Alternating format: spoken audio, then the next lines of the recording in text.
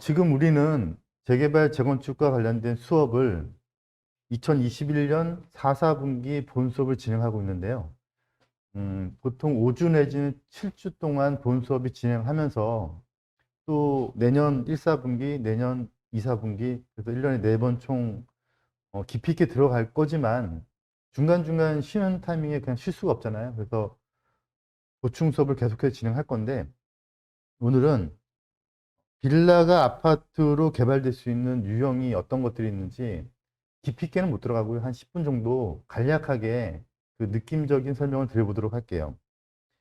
우리가 이제 앞으로 공부해 나가는 내용이 재개발 또는 재건축 또는 가로채 정비 사업이 되어서 아파트가 개발될 여지가 있는 곳에 빌라나 노후된 주택들을 사는 것에 포커스를 두고 있는데요. 그럼 이제 대전제가 깔리는 게 아파트가 빌라가 될 수가 있느냐는 거죠. 개발될 여지가 있느냐는 거죠. 그래서 큰 틀에서 빌라촌들이 아파트로 개발되기 위한 그 과정을 담고 있는 해당 법률을 알아야 되고요. 그 법률이 어떤 것이냐에 따라서 어떻게 개발되는 프로세스를 알아야 돼요. 그런데 오늘 그까지 다 못하겠지만 적어도 느낌적으로 이거와 이거는 다르다. 이거는 이런 식으로 되고 이거는 저런 식으로 되는구나 하는 큰 틀은 가지고 있어야 되거든요. 그렇다면 유형을 알고 있어야 돼요. 그래서 우리가 빌라를 매입을 할 때 단지 그 빌라를 보는 게 아니고요. 보통 그런 얘기 많이 하시죠. 나무를 보지 말고 숲을 보라고. 재개발, 재건축을 비롯한 노후된 빌라를 사는 것도 똑같아요. 그 빌라를 보는 게 아니고 그 빌라가 속해져 있는 그 안에 블록 또는 그 안에 구역 전체를 봐서 이게 어떤 법에 적용이 가능해서 개발이 될지를 봐야 되는데 나중에 가서는 그렇게 뭐 여러 유형에 따라서 오늘은 어떤 유형이 있는지만 짚어드릴 거고 그 유형에 따라서 장점, 단점, 그 다음에 절차들을 다 1년 내내 우리가 수업을 해 나갈 테지만 오늘은 적어도 느낌적으로 어떤 유형들이 있는지는 알고 가셔야 돼요. 그래서 하나하나 좀 짚어보면 우리가 노후된 빌라촌들이 개발되기 위한 가장 유명하게 알려져 있는 사례가 재개발이라고 하는 사례죠. 재개발은 도시 및 주거환경정비법. 그래서 우리가 수업 중에 계속 도정법 불렀었죠. 그래서 이거는 도정법이라고 하는 도시 및 주거환경정비법에서 규정되어 있는 사업인데요.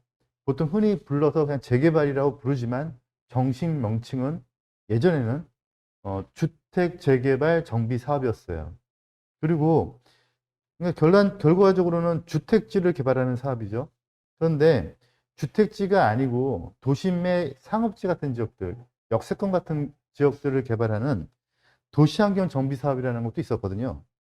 이것도 똑같은 도정법 안에 포함되어 있는 사업인데, 근데 이게 2018년인가요? 19년인가부터 합해져서 그냥 지금은 도시 재개발 사업으로 통합이 됐고요. 물론 그 재개발 사업 안에서 다시 분류를 해 놓고 있긴 하지만, 그래서 재개발과 도시환경 정비 사업은 이제 하나의 카테고리로 지금 흘러가고 있어요. 결국은 재개발이라고 보시면 될 것 같아요.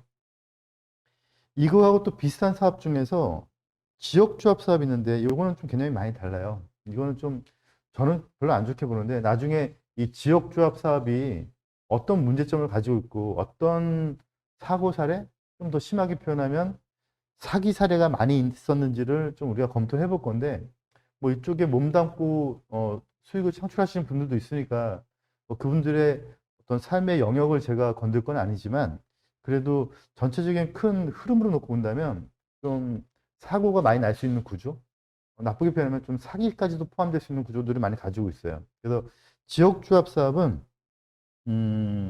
큰 틀에서는 법이 아예 달라요. 그래서 우리가 알고 있는 재개발 사업은 도시 및 주거환경 정비법의 어, 어떤 구속력을 가지고 있고요. 지역조합 사업은 주택건설 촉진법, 지금 이제 주택법이라고 부르는데 그 주택법에 의해서 움직이는 건데 이제 가장 큰 차이점은 우리가 알고 있는 재개발 사업은 말 그대로 그냥 그 땅에 있는 건물, 땅 소유자들이 힘을 합쳐서 개발하는 사업이고요.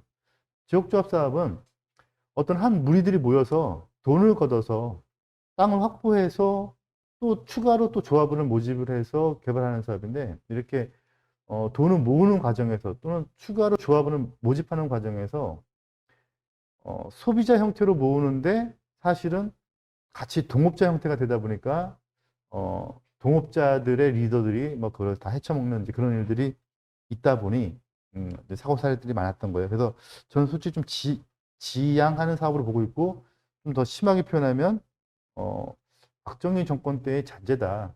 그래서 저는 없어져야 된다라고 보고 있는데 일단 좀 주의하셔야 될 거예요.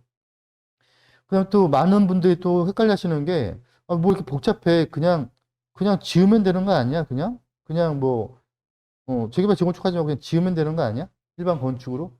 이렇게 생각할 수도 있죠. 가능합니다. 근데 문제는 뭐냐면, 이렇게 일반적인 건축을 하려면 그 건축을 진행하는 어떤 주체가 그 해당되는 그 모든 땅들을 다 100%, 0.0001%도 아니고요. 100%다 모든 권리들을 다 쟁취를 해야 돼요.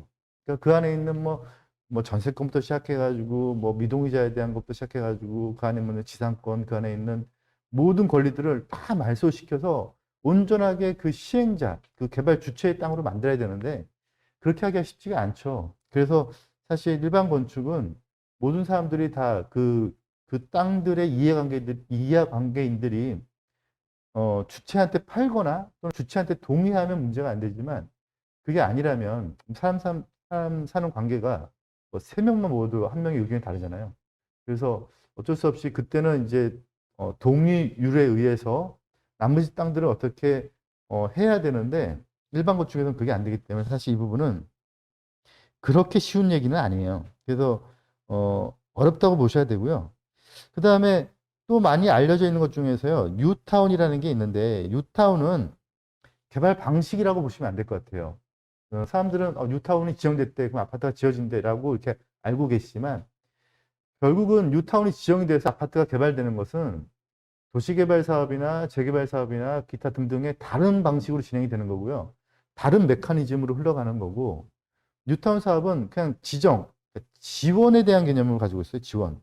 그래서 어, 재개발이나 도시환경 정비 사업이 그냥 개발될 수 있는 거고요. 그런데 뉴타운으로 지정이 돼서 재개발이 되면 좀 몇 가지가 좀 특례나 좀 약간 완화나 이런 것들이 좀 주어지는 거죠. 그래서 어떤 지원, 서포트의 개념으로 보셔야 되고요. 요구하고 비슷한 개념이 재정비 촉진 사업도 지원의 개념이라고 뉴타운하고 비슷한 개념이라고 보시면 될 것 같아요. 그래서 우리가 알고 있는 유타운 중에서 뭐 아주 간단한 게 뭐 잘 알려져 있는 게 있죠. 1차 유타운, 뭐 왕십리, 은평 뭐 이런 게 있죠. 그러면 왕십리 같은 경우는 재개발 사업으로 진행이 된 거예요. 그런데 유타운이라는 어떤 지원 정책에 의해서 특례 적용이 되면서 여러 가지 특혜를 뭐 받았는지 모르겠지만 그렇게 특혜 받을 수 있었던 거죠. 은평 유타운 같은 경우는 여기 보시면 도시개발 사업으로 진행된 거예요. 은평 유타운은. 그런데 유타운으로 지정이 되면서 도시개발 사업의 어떤 진행 프로세스를 가지다가 유타운 사업의 어떤 특혜를 서포트 받는 개념이라고 보시면 될 것 같아요. 지구 단위 계획은 뭐냐면, 지구 단위 계획은, 말 그대로 계획에 가까워요. 그래서 이거는 어떤 개발의 주체한테 힘을 실어주는 개념이 아니고, 개발의 주체한테 어떤 제약을 가해서 개발을 할 때에 어떤 그 상황을 이렇게 좀 단둘이 치는 개념이라고 보시면 될 것 같아요. 그래서 만약에 내가 어떤 땅을 가지고 있다. 그럼 이 땅을 내 마음대로 개발할 수가 있는 거죠. 용도 지역제, 용도 지구제 뭐 이런 개념에 의해서 몇 층을 지어지는지 뭐 1종인지 2종인지 여기는 뭐 주거지역인지 아니면 상업지역인지에 따라서 큰 국토계획법, 도시계획법에 따른 큰 카테고리 안에서 난 지으면 되는데 그 짓는 건 내 마음이죠. 그런데 지구단위 계획은 약간 달라요. 그렇게 용도 지역제 지구제에 정해진 그 규칙에 또 하나의 캡을 씌우는 개념인 거죠. 그래서 여기다 뭘 지을 때는 뭐 심하게는 여기다가 집을 지을 때는 의료 산업만 넣어. 여기다가 뭘 지을 때는 뭐 빨간 벽돌도 줘. 여기다 뭘 지을 때는 뭐 창문을 뭐 어떻게 해. 이렇게 하는 아주 구체적인 캡도 씌워서 소유자들의 건축 행위를 좀 더 디테일하게 제한하게 보겠다는 게 지구 단위 계획이어서 이거는 빌라를 개발하는 개념이 아니고 어떤 개발 행위가 됐든 간에 그 개발 행위들에 대해서 좀 더 디테일한 구속을 하고 있다고 보시면 될 것 같아요. 단독주택 재건축은 지금은 없어진 개념이에요. 그래서 지금은 단독주택 재건축은 진행이 안 되고요. 기존 것들은 말고요. 이제는 재개발로 진행이 돼야 될 것 같고요. 이제 재건축과 재개발의 개념에서 재건축은 이제 흔히 알고 있는 아파트가 재건축되는 거. 재개발은 노후된 빌라나 뭐 무허 건물들 이런 쪽이 그래서 아파트가 개발되면 재건축 뭐 이런 개념이었는데 사실 그런 개념은 아니고요. 재개발은 도로, 공원, 이제 본수업에 자세하게 나오게 될 거예요. 도로, 공원 이런 것들이 잘 같이 이제 그런 것들을 정비 기반 시설이라고 부르는데요. 시민들이 어떤 행위를 해나갈 때 내 돈이 아니고 국가 돈으로 갖춰져 있어야 될 것들. 그래서 뭐 그런 것들이 뭐 전기, 국토계획법에는 없는데 이제 도시계획법 쪽에서 이제 뭐 재개발 쪽에 들어오면 이제 도시가스, 뭐 도로, 공원, 학교, 뭐 공공의 청사, 뭐 이런 모든 것들이 전부 다 국민들이 사용해야 될 내 돈으로 만들진 않았지만 정비 기반 시설이라고 부르는데 그 정비 기반 시설이 잘 갖추어져 있는 곳이지만 건물이 낡으면 이건 재건축이고요. 정비 기반 시설도 못 갖춰져서 그 정비 기반 시설마저도 뭐 상하수도, 하수도 뭐 이런 것들 전부 다 말하는 거예요.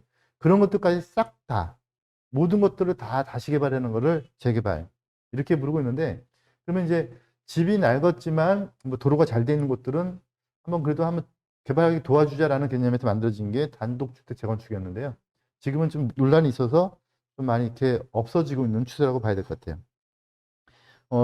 저희가 이제 많이 보는 것들은 가로주택 정비 사업인데 소규모 재개발 사업은 이제 최근에 생겼고요. 가도 정비 사업 이거는 이제 빈집 및 소규모 정비 사업법. 나중에 다 이제 더 제가 이렇게 해드리는 이유는 자꾸 반복해서 귀에 들어오시라는 취지예요. 그래서 가도 정비 사업, 소규모 재개발 사업은 빈집 및 소규모 정비 사업법에 의해서 이제 개발 사업이 되는데 이런 모든 하나하나의 행위들이 어떤 지정 요건들을 가지고 있어요. 그래서 이제 지정 요건에 해당이 돼야 되고요. 그래서 우리가 이제 빌라를 산다. 그러면 이 빌라는 개발되려면 어떤 지정 요건을 맞추려면 그럼 여긴 이게 안 되는구나. 노후도가 안 되는구나. 접도율이 안 되는구나. 여기는 4층짜리 빌라가 있는데 시도 조례를 봤더니 30년인데 여기는 20년밖에 안 됐구나. 그럼 10년을 더 기다려야 되는구나.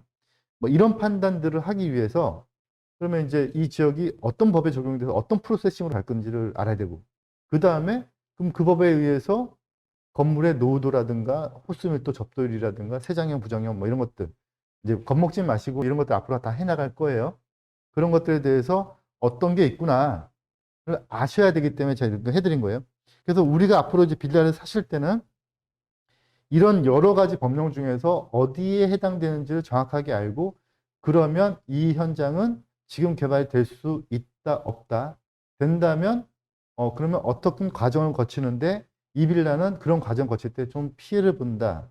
아니다. 이건 좀 돈을 벌 수 있겠구나. 이런 판단을 해보자는 차원에서 오늘 간단하게 한번 설명드렸고요. 제가 이제 계속해서 본 수업 이외에도 이런 보충을 찍어서 우리 수업을 오실 때 좀 이렇게 좀 귀에 좀 익숙해지도록 도움을 드려보도록 하겠습니다. 네, 감사합니다.